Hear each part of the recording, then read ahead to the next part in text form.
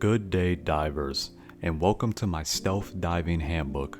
This video was a huge undertaking and holds all the information I deem necessary, and some, to get you moving silently and effectively through even the most difficult dives.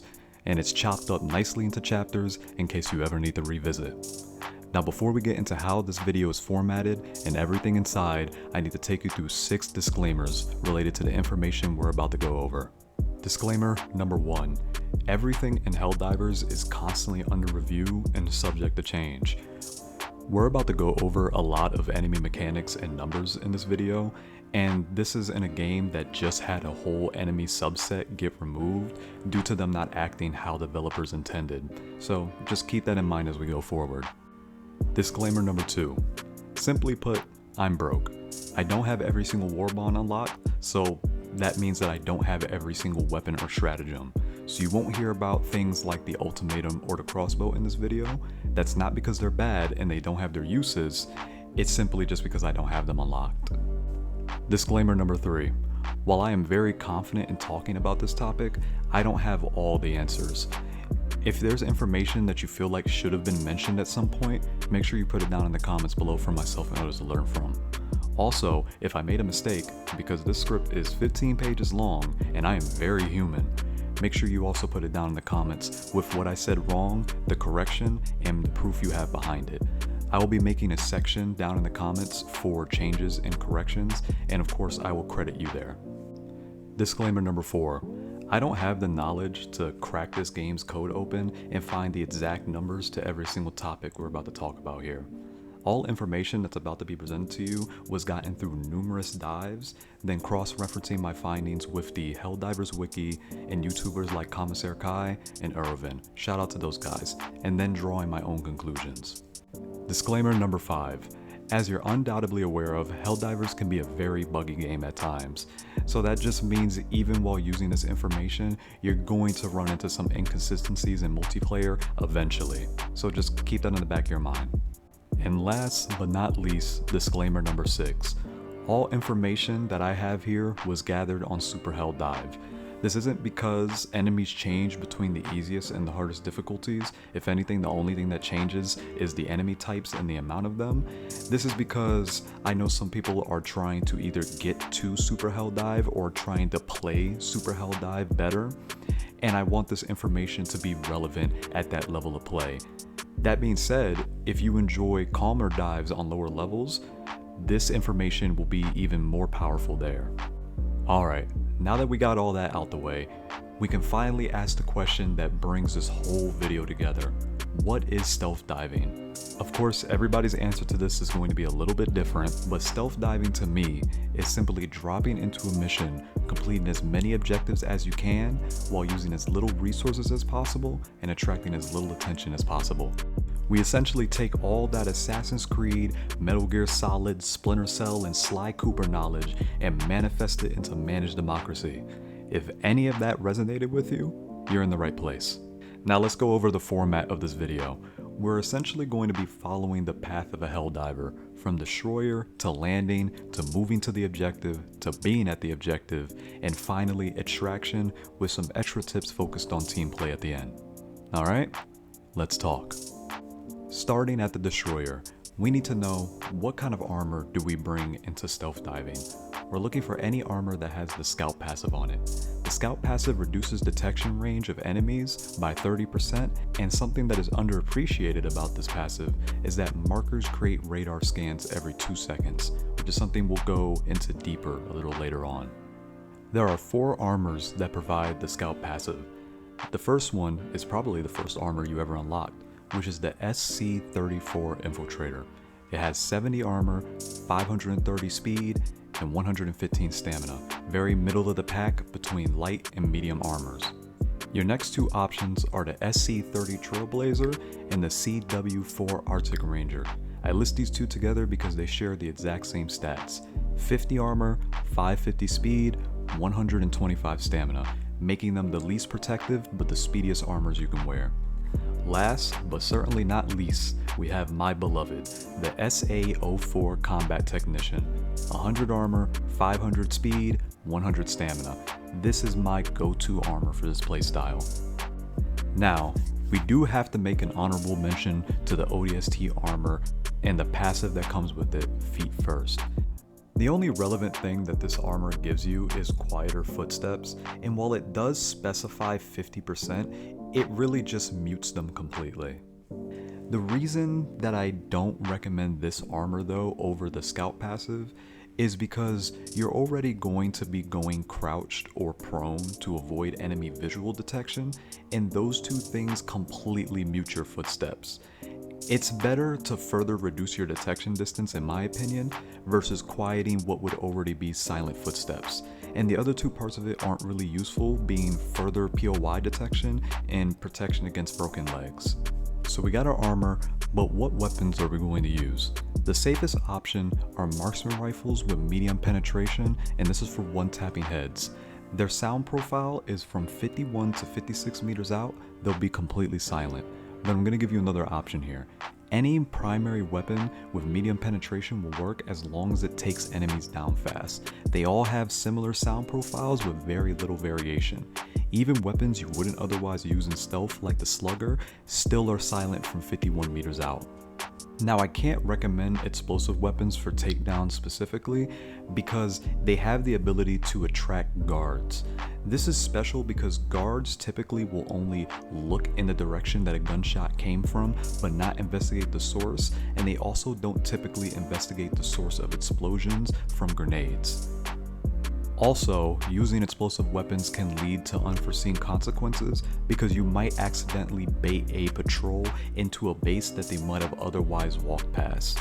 Now, it is for these very reasons you may opt to bring an explosive weapon regardless. Just understand the risks that enemies that investigate explosions may not path back to their original positions, which might make it harder for you to sneak past them later. As for secondary weapons, your quietest option will be the SOCOM pistol. I'm just kidding, I'm sorry. It should be, but it just isn't. Your quietest option is going to be the P2 Peacemaker. This weapon is silent for 31 meters out, while the SOCOM, for example, is 36 meters. Comparatively, you could also opt for the Senator, which is just as quiet as the SOCOM at 36 meters. Don't ask any further questions. Now, an honorable mention goes out to the GP grenade pistol and the ultimatum due to the fact that these are just explosive secondary options for you to use. Melee weapons are also another great option. Things like the axe are able to take out lighter units in one tap completely silently, and they also have special case uses like being able to clear out terminate matter from objectives that require it, also while remaining completely silent, making them great stealthy options. And then we have our grenades. Honestly, this one is very much a personal choice. I've heard cases be made for gas grenades because they can confuse enemies, and then I've heard cases be made for thermites because it only takes one to destroy a Hulk. But, just so I don't leave you with nothing, let me at least give you two options to work with. Your plain Jane basic grenade can be used to bait enemies as long as they don't damage the enemy. They can also create quick ambushes, and they can destroy spawners. And then we have our smokes. Smokes are extremely powerful for losing heat. You can throw a smoke grenade, go around two corners, and completely lose anyone who's tracking you if done right. It's just that strong. And then we got our stratagems. Whew, this section could be heavy, but I'm going to try and make it nice and concise for you. Once again, a case can be made for almost all of them. I'm sure you can stealth with the heavy flamer if you were creative enough. But let me give you a few options to work with.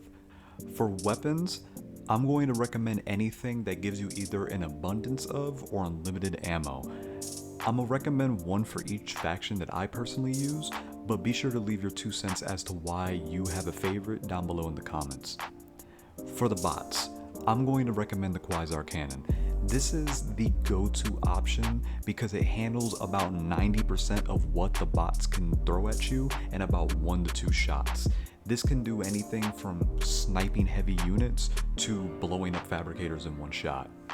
Now for the squids, I'm going to recommend what has been hailed as the Squid Killer, which is the AMR or the anti-material rifle. Now note that the AMR is good on every front because everything is made out of material, but for the squids specifically, they have some very easy weak points to abuse if you're knowledgeable on them. So that means that the informed Helldiver can absolutely destroy the squids with some well-placed shots from this. And as for our nemesis, the bugs, I tend to default to the grenade launcher for the bugs because they like to swarm, and usually as a stealth diver, you're going to be on bug nest duty. The nades can also be launched underneath chargers to kill them if you can pull that skill shot off. Alright, so we got our weapons, but what about our backpacks? I got 3 recommendations for you here, and they can be used anywhere in my opinion. But once again, it really is just up to what you're most comfortable with. But first runner up, you already know, jetpack. This thing can get you into bases, it can get you out of bases, it can get you out of trouble, or it can put you right back into it. You honestly just can't go wrong with the upwards momentum that it gives you, with the serious forward momentum that it also has. My second recommendation is the hover pack. This gives you unmatched vertical movement, and really, it opens up a whole new way of playing the game. If you want to have the ability to always get to a vantage point to either scout out a base, plan out a route, or cover a teammate from safety, this is what you use. For my team snipers, you need to give this one a try.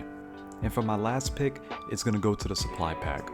This is somewhat of a sleeper when you probably think of this playstyle specifically, but with the way that this playstyle works, you can take some serious heat that'll leave you empty on everything. And as a courtesy, resupplies won't be for you because you'll be moving solo. Now I know some of you demons out there will just throw it down, and honestly, y'all ruthless. But this will cut down on your need to scavenge for ammo and nades. And the stems can also act as an extra form of movement, since stems give a full stamina bar and unlimited stamina for a time, just in case you didn't know. You can also use the stems right before you know you're about to take damage to completely negate it, and if you take it before you think you'll get a broken leg, it'll immediately heal it if it happens. Sorry, ODST Armor, yeah, them devs really did you dirty. And then last but not least, we got our orbital/eagle stratagems, and really it's the same thing here. A case could be made for everything, and if we went over every single case use, we'd be here all day. So what I'm going to do is I'm going to give you one stratagem that I want you to heavily consider, and then I'm going to give you a rule to follow in terms to all stratagems in stealth. The one stratagem I want to heavily recommend to you is the orbital laser. The orbital laser can be an absolute base stomper, especially on bots and squids, but it's also a great last resort option if a group of enemies just won't come up off you. There are some downsides though. It only has 3 uses, and sometimes it can prioritize larger enemies such as factory striders or flesh mobs over spawners. And then we have to talk about the bugs. This is not the last time the bugs will be an absolute pain to us. The orbital laser does not consider bug holes to be targets and will only accidentally take them out while chasing other bugs. This is where the grenade launcher recommendation came in, so you have another option that has a lot of ammo to go in and take those things out. Now let's talk about that stratagem rule that I mentioned. The rule thankfully is pretty simple. If the beacon is blue, enemies will not be immediately hostile to you. They will investigate the beacon though. If it's red, they will lock onto you even if you are behind cover. And if it's from an objective, it depends on the nature of the stratagem. Is it an SSD? They'll treat it like a blue beacon. But if it's a hell bomb, they'll actively seek it out to destroy it and might even go hostile against you. So keep this in mind when picking your stratagems. And then we move on to our last loadout option, which is our boosters. Once again, case can be made for all of them, but I'm going to give you 2 recommendations here, one being higher on my list than the other. The one that is higher on my list is the UAV Recon Booster. I'm kind of at the point now where I'm hard pressed to drop without this one. This booster gives your radar scans about 50% more range, and it applies to the scans you create from the pings that the scout armors give you. This can do anything from telling you how many enemies are at a base before you arrive and where they're positioned, all the way to if you notice your teammates are tunnel vision in one direction while you're at attraction, you can ping in the complete opposite direction and watch everyone's backs and get a notice before patrols come in. Just note that your teammates will not see the pings from the markers. My second booster choice is Experimental Infusion. I'd recommend this one if you're a fan of the supply pack and feel like the UAV Recon Booster isn't useful to you. This booster gives you a movement speed bonus and even more damage reduction that can be used to outrun patrols or popped right before you get into the thick of it when it's needed. Like for example when no one has called the attraction because it's surrounded. Alright, so we got our loadout completely good and we're ready to go. There's one more thing that I need you to look out for before you drop, and it's one mission modifier that only one faction has. You already know the faction. It's the bugs. They back. The modifier is atmospheric spores. As we're about to go into, bugs are the hardest faction to stealth, and to reflect that, they have the only counter stealth modifier for missions. This obscures your map with spores, making it so enemy units won't appear on the minimap, effectively hamstringing the scout passive and making the UAV recon booster completely useless. Now this doesn't mean if you drop onto a bug mission with this modifier, you're just going to be completely hopeless. It just means you'll have to do a lot more visual work than you'd otherwise have to do. Alright, and for the last part of the destroyer section, let's talk about your landing. This is thankfully a very easy topic to talk about because we are about to go into some heavy stuff after this one. There are only two types of landings, cold and hot, and they hardly really need explaining, but I'm gonna do it anyways. Cold landings are when you drop alone, you have time to get set up, and you can scout and decide what needs to get done first. Hot landings usually only happen when joining public games or playing with friends, and it basically just means you dropped around a bunch of enemies, but here's a pro tip to help you out in these situations. Enemies can't detect you off of your initial drop from the destroyer, so from loading screen to game.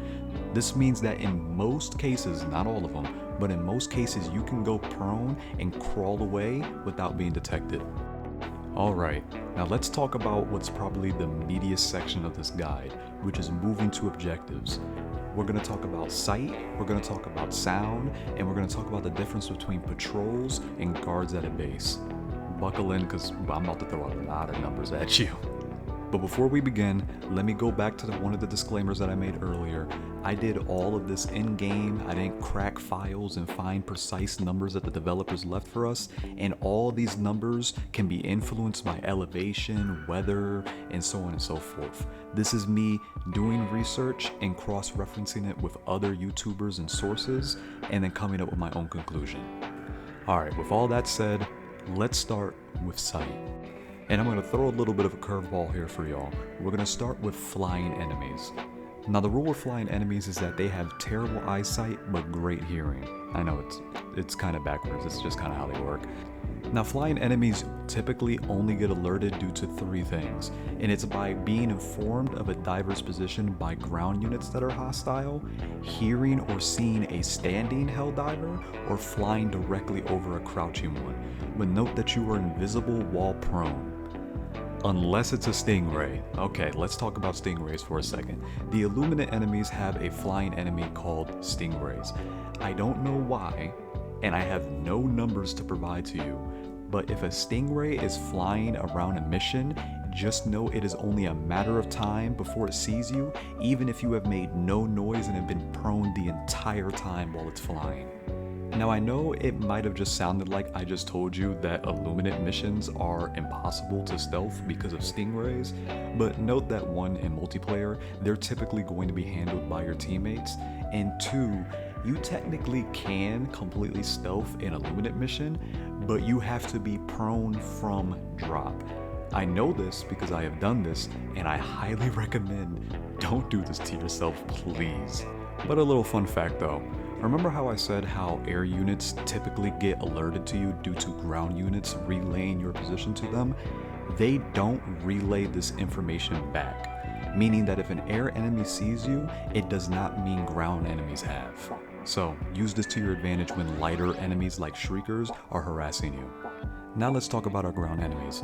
Ground enemies use a cone of vision to detect you, and a lot of them share the same sight distances, besides a few outliers like Boatless, for example, having worse vision, letting you get within 10 meters of them on a clear day, versus a Factory Strider being able to see a prone scout armor user from 40 meters out.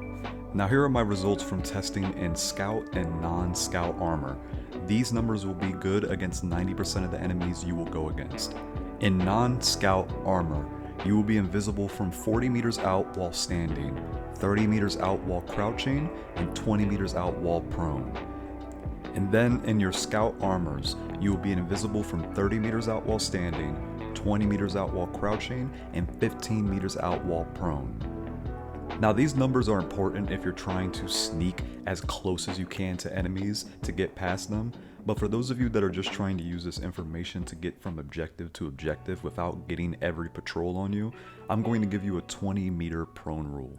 The 20 meter prone rule is as follows. While in any armor, if you are 20 meters and out from most enemies, you can always go prone if you are noticed and crawl away to lose detection.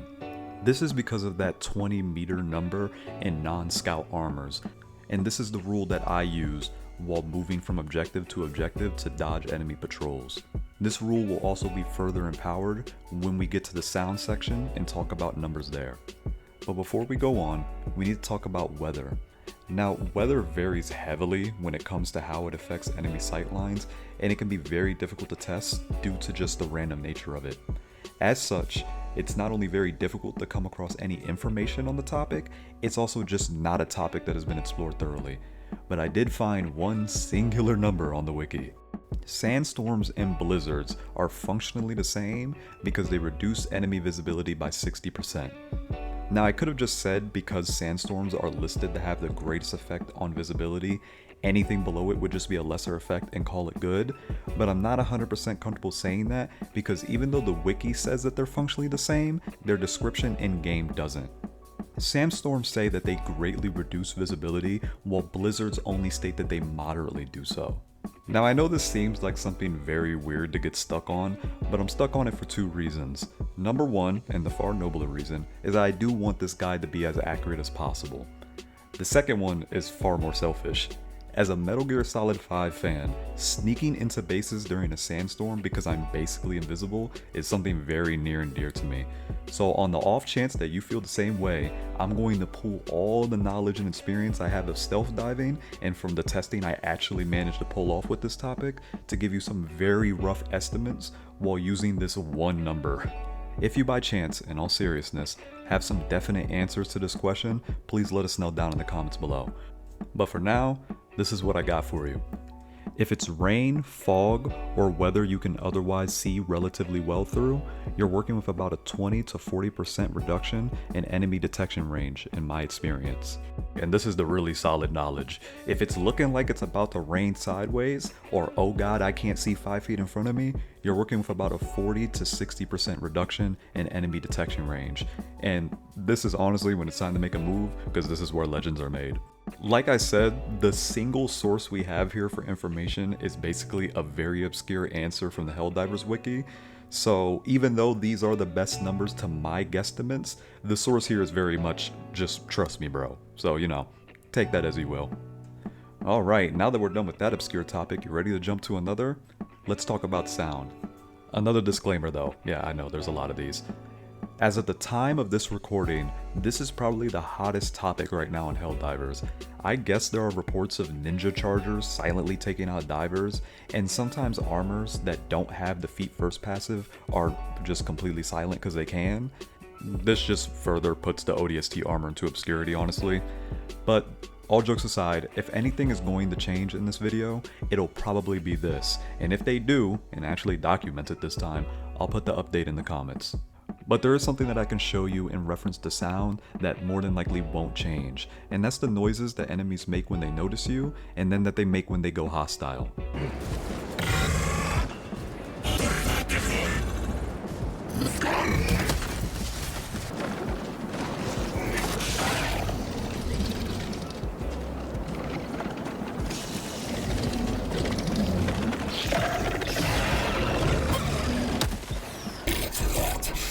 Something. So now that we know the important sounds that enemies make, what about you? Little note before we start, armor types like light, medium, and heavy made no difference in my testing. And of course, we need to start with the ODST armor. Now I know that it states 50%, but let's just be completely real. It's complete silence. If you need proof, here's me sprinting behind a whole enemy bug patrol without them noticing, and yes, it was very satisfying to finally get one up on the bugs. Now as far as my research told me, there are no other modifiers that affect your sound besides the feet first passive. So that being the case, these next numbers that we're about to go over apply to all armors across the board. While sprinting, you are completely silent as long as you are 20 meters or further away from your enemies. Now for jogging, I'm going to give you anywhere between 5 to 10 meters. This gap is because this one specifically was a little harder to test. For example, here's footage of me jogging well within the 10-meter mark of a Devastator, and they don't hear me until I do this for a little bit. And when I aim in to actually try and get the distance, it sits at about 8 meters. Now let's take a few steps back real quick. Y'all remember back in the sight section when I gave you that 20-meter prone rule? If you apply these numbers to it, it means that while jogging, you will almost never be heard before you're seen, and sprinting follows very closely to this as well. So if we put it all together, that means while sprinting further than 20 meters out, you will never be heard before you would have been seen. And if you're noticed, you can always go prone and then crawl away to avoid detection. This is exactly how I get across super Helldives without attracting every single patrol on the map. A small note needs to be made for the fact that there is a little bit of a glitch going on with the terrain in this game, that sometimes while prone, crouching, or even jogging, your character will slip off of the terrain, and this will make a noise that is similar to sprinting. So it'll cause patrols to investigate the noise, guards to look in your direction, or it might even aggro a flying enemy above you. Just remember, the Stingray does not care. It was already after you. Serving as a perfect segue, remember how I said how flying enemies have poor eyesight but great hearing? This is where they come in. Now while I couldn't find any concrete numbers for hearing, while they're flying in the distance, even jogging carries the risk of them hearing you.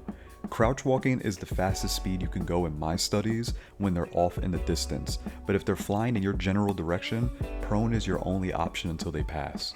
Last but not least, we need to talk about buildings. Yes, even the buildings want you gone. This includes but is not limited to stalker layers, gunship fabricators, and mortar emplacements. These buildings will go active if a diver is detected in just about any form from about 150 to 160 meters out. But just because the building is active doesn't mean that the enemies that come from it or around it are aware of you.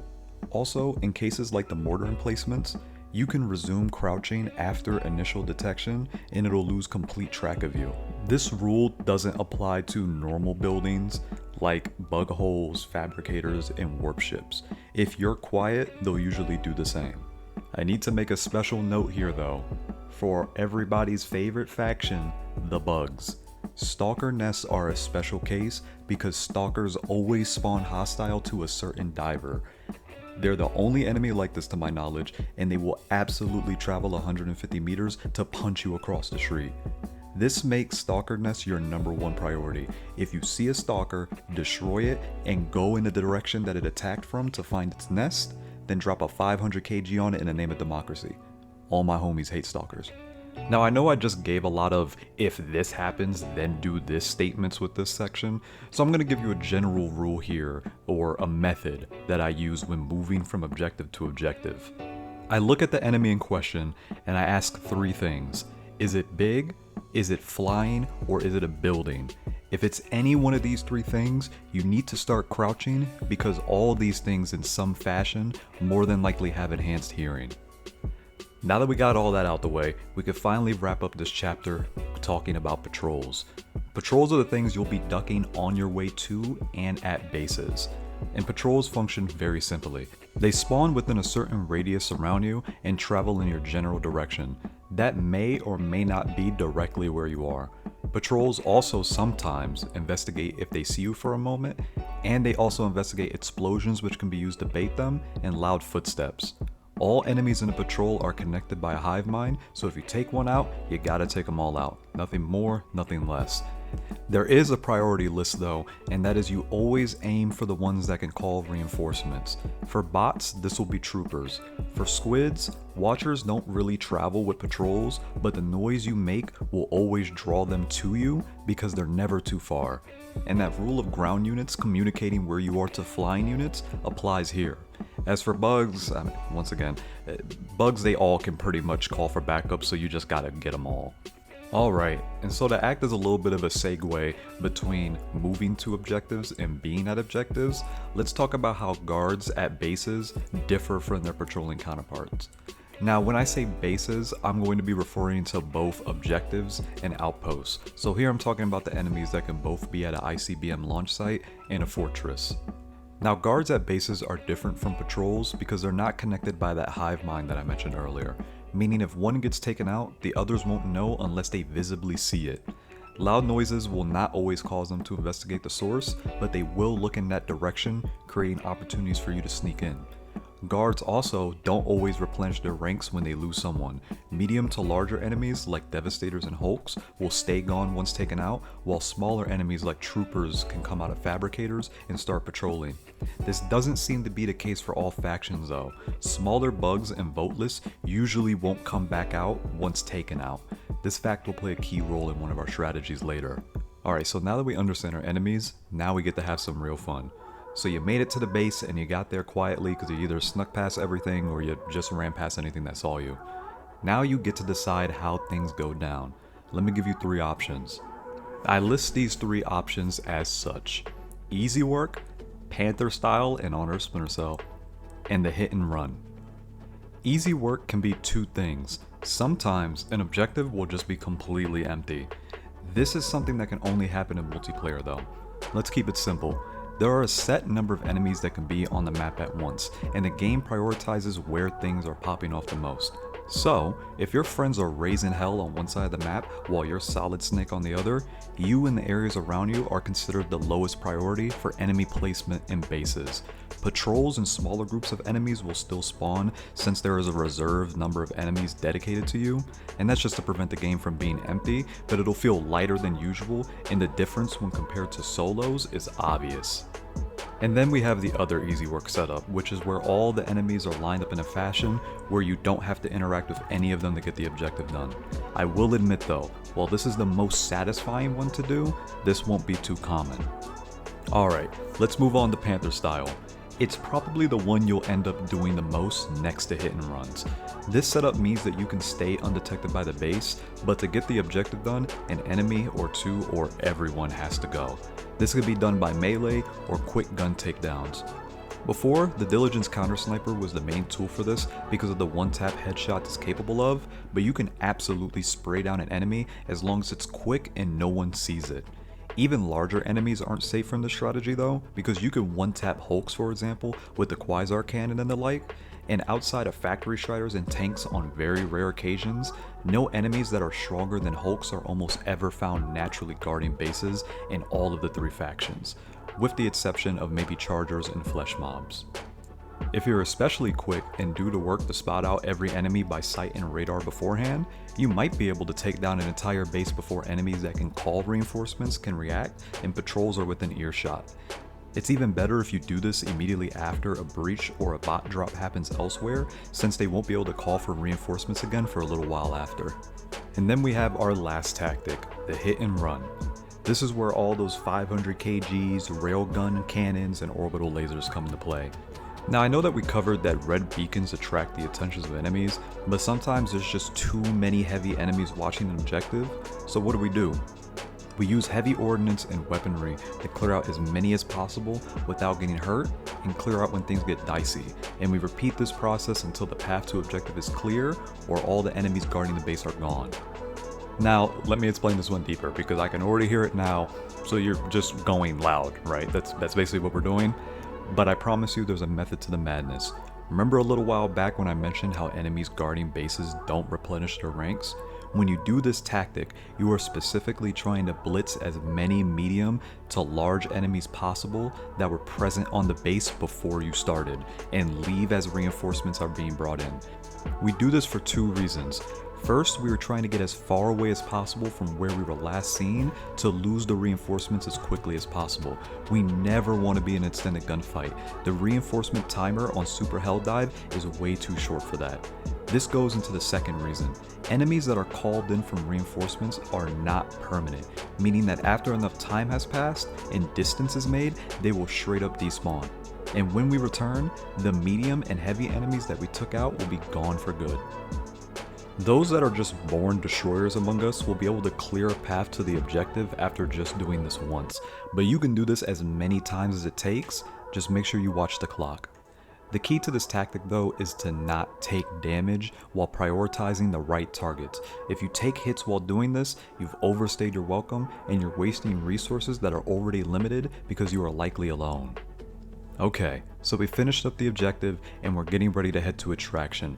How do we call in Attraction without causing all hell to break loose? We do this by using two methods. We either seek to gain height or we stick to the outskirts. Let's start with gaining height. Now, I don't think I need to actually explain what gaining height is, so let me tell you why it works. Calling Attraction causes all patrols in the area to walk in the direction of Extraction, but not because they're looking for you. This effectively turns Attraction into a game of exercising a bit of patience while you wait to leave. You just need to watch for enemies that are taller than the rock you're waiting on. Just a note though, in case you thought the bugs were done with us for whatever reason or another, bugs have been known to glitch onto height sometimes, but they don't always do this. It's just another reason they hate the bugs, honestly, they're doing it on purpose. And then our second tactic, waiting on the outskirts. This basically just means you're weaving between whatever is available to avoid detection. This can be done by using buildings, craters, bushes, really just anything that either reduces line of sight or completely breaks it. Just make sure to use your map to see where enemies are coming from, your grenades to distract them, and stay low. And then, congratulations! That is the journey of a stealth diver from destroyer to destroyer. Next, we're just going to go over some things that you should keep in mind while you're in multiplayer. These are in no particular order, just some things I thought worth mentioning that didn't really fit in with the original format of the video. Honestly, really though, we're just having a good time and talking now. So, to start off, let's talk about your role in the team when you're playing in multiplayer. The best way I could describe it is that you are a flexible support member. I know this can also be called a flex support, but I will never step foot in Overwatch again. But this basically just means that your job is looking out for things that your teams aren't looking out for and supporting them in whatever way you feasibly can. This is a very broad idea, I know, but this truly can be anything from gathering all the missiles in front of an artillery site and moving on because patrols are on the way, killing the stalker that they don't see about to kick a new record with them, and then you in turn dunking on their nest, or handling objectives that would just be too inconvenient for a full team to get to without wasting time or costing reinforcements. Essentially, you either get the job done or you make the job easier to get done, all the while protecting your fellow divers. This playstyle at its strongest makes it so you are consistently undetected, giving you the time to decide what is the most impactful move I can make and have the tools and knowledge to do so, and then return to being undetected. Next up is scavenging / getting samples. This playstyle will hopefully have you taking very little to no deaths. Following these tips myself, I consistently finish my super hell dives with 1 to no deaths. And you'll also more than likely be the one capable of moving the fastest, weaving between bases and patrols. Which means by extension, this also makes you the best choice to gather and keep samples. Whether that's from POIs you'll run into on your travels, or scavenging the sites where your teammates waged war and had to leave samples behind, which is a very cinematic experience by the way. Just remember that if you pass the attraction site on your travels, drop off your samples. No one is perfect, and the last thing you want to do is have to make your 500-meter journey because you got demolished somewhere in Oblivion and dropped all your samples. Next up is your objective priority. Hindsight 2020, this probably could have gone back in moving to objective or at the objective part, but at this point we're 13 pages in and we're just gonna rock with it. This is probably where you're the most flexible though. But to give a guideline with some notes, objective priority in my opinion is as follows. Of course, the main objectives, for obvious reasons. You can't leave until it's done, and it's mandatory to complete it to avoid failing an operation. This is hopefully what your teammates are also working towards in some fashion, so it's the objective that you're more likely to break away from to complete other tasks. But there are going to be times where your teammates are fighting a fortress for 15 minutes straight with nothing done yet.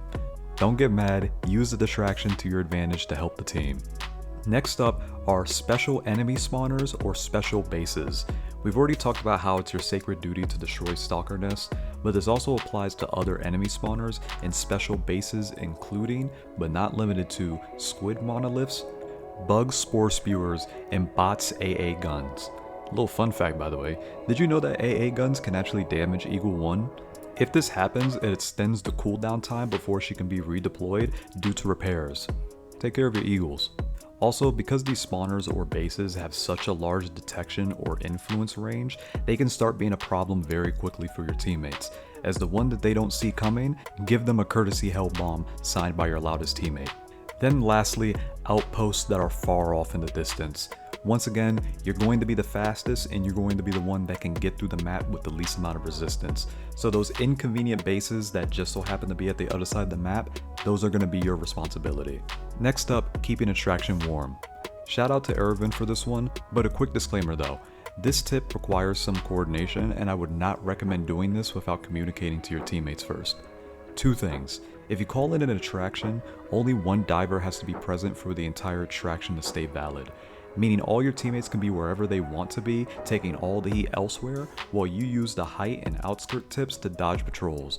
The 20-second attraction timer doesn't start until the first diver climbs into the pelican. Second note, you can also call in attraction and leave it hovering while you either wait for your teammates or complete other objectives. The pelican comes with an autocannon and it'll hover and support you with it for a time while it waits for a diver to go near the site to be picked up. Note though, doing this jacks up the enemy spawn rate, so while you can definitely get things done, it's gonna be hot.